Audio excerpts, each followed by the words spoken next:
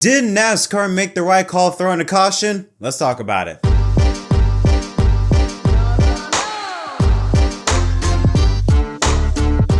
Yo, what's up everyone? My name is Jed. Welcome back to episode of MDK Racing Victory Stop, recapping the AG Pro 300 for the NASCAR Xfinity Series from the Talladega Super Speedway. And in typical fashion, we ended off in controversy once again. So we just take the white flag, you see in the inside lane, that is Jeb Byrne, the 27 car, gets a lead ahead on the outside lane of Connor Zilisch. But watch the third lane, Jesse Love on the top side, he gets help from Austin Hill.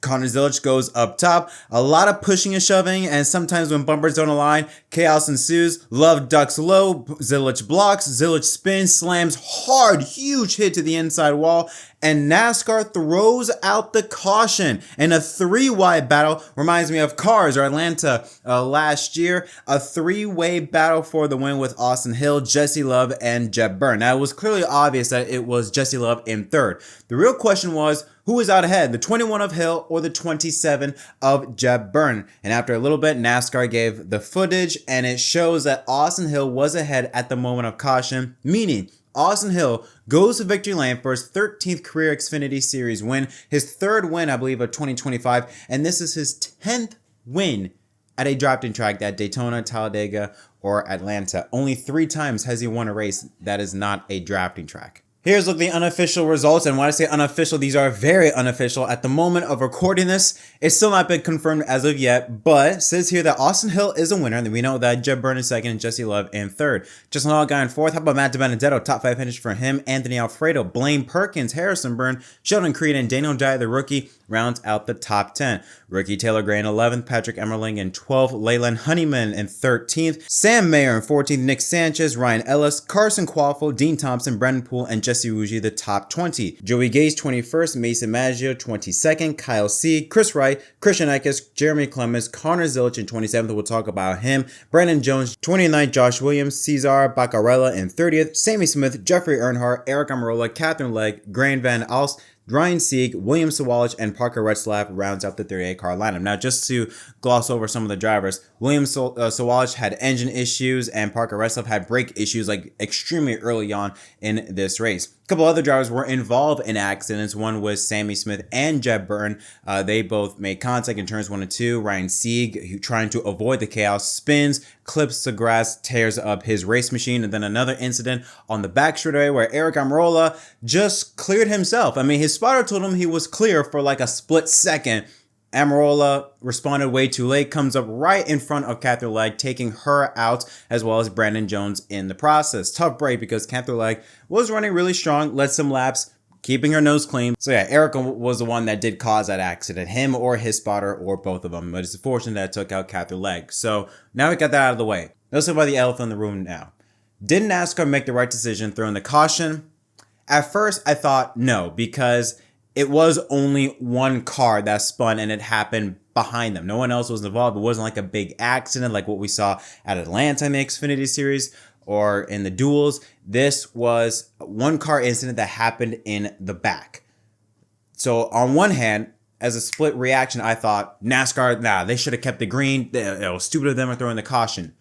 However, there was on the radio, Connor Zilisch reported on the radio of him talking about his back. He was saying, ow, ow, my back. That, in my opinion, changes everything. When a driver is pleading for help, pleading that he is hurt, it is the medical team that have to get on the scene as soon as possible. And I think I saw someone said that they cannot be deployed unless the caution has been flown. Like the medical team cannot go out on the racetrack unless a caution has been flown. If that is the case, and you have that and a driver that's saying he needs help with his back, you throw the caution. Like, I'm sorry, driver safety is number one.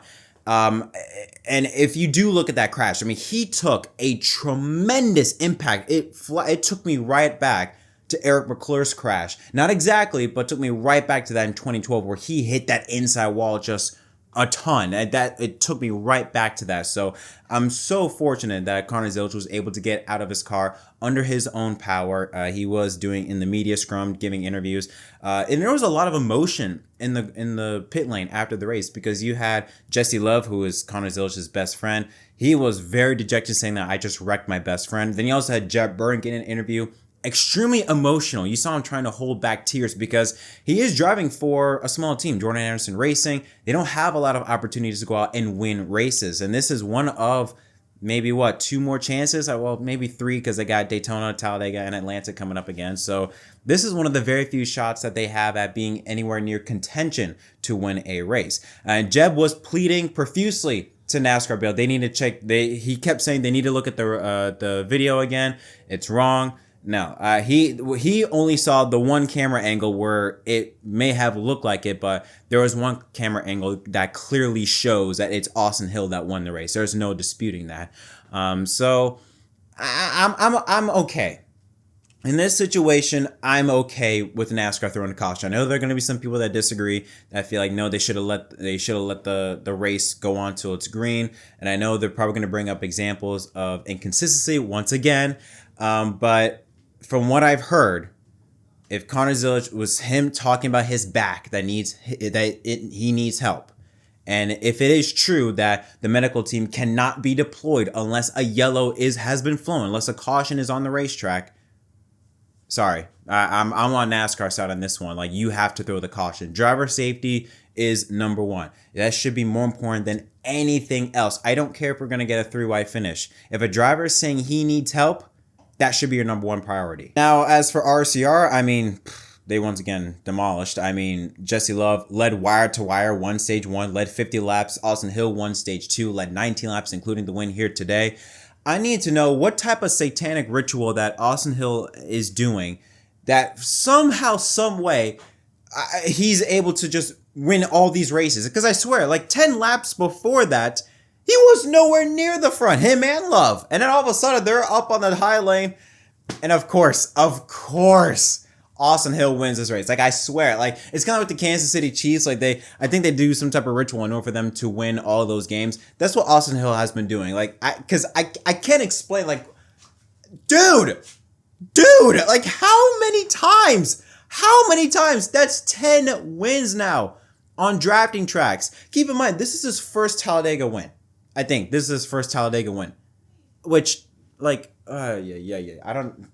I was thinking when I was waiting for NASCAR to determine who's winner, I'm saying, please don't be the 21. Please don't be the 21. Anybody but the 21. I know it wasn't going to be the 2. I was praying it was Jeb Burns, just because, listen, he's only won one race at Talladega years ago. He's in a small team. Please, no, give it to Hill. Give it to Hill. Now, for the race itself, really, really good. I mean, the contrast between the Cup and Xfinity package. The Cup package, you can't do anything. You can't make moves. It's always relied on behind you. In the Xfinity series, even though the 2 and the 21 were so hard to pass, you saw drivers making moves, bobbing and weaving. The last closing laps was so much fun to watch because you saw so many drivers like Jesse Love making moves on Nick Sanchez, goes from the top to the middle to the inside.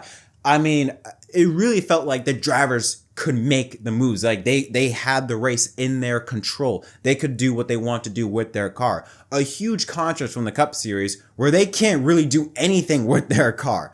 They can't do anything without help. In the Xfinity Series, it seems as though that as long as you can get a run, you can do anything. You know, even if you're by yourself, you could do something impossible in the next gen car. So that was a nice change of pace to see. But fun race, but man, that finish, I can understand why some people are upset. I was upset at first, but now I'm just glad that Connor Zilisch is okay, and I'm all good with NASCAR's decision. But what are your thoughts? Let me know in the comment section down below. As always, don't forget to leave a like and subscribe for more content. Until next time, my name is Jed from MDK. Thanks for watching.